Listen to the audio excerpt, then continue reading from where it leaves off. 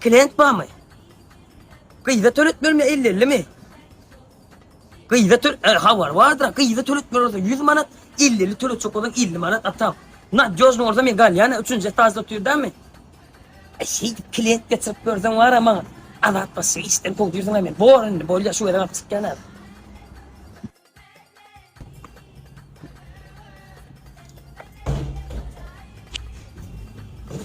Başla sağdın.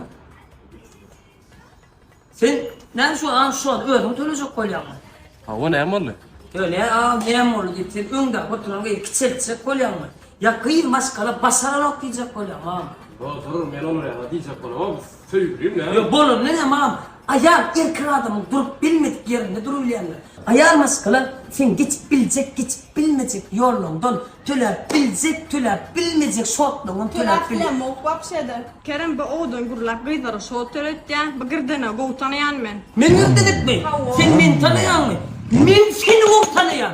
Men seni akıllıda oturmadık oğlunun yok. Dur sana İstoryanı biliyor istoryanı. Dur koşulma ağam.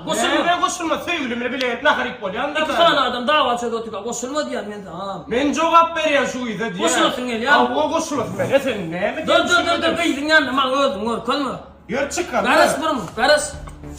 Gel ben. Sen ne? Hayır diye. Gel diyen ben. Hayır. Dur Hamza dur ağamza dur. Bak yardım et Hamza.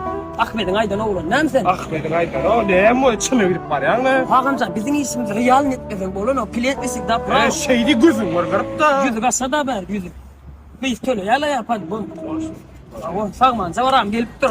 Kusur sen et başka yerim orada bu izin var yandım. Yok bana ömürcüğüm varsın. 5 tane tutsam. Maşallah oncum. Yapılan sebepli şöyle mi göstereyim?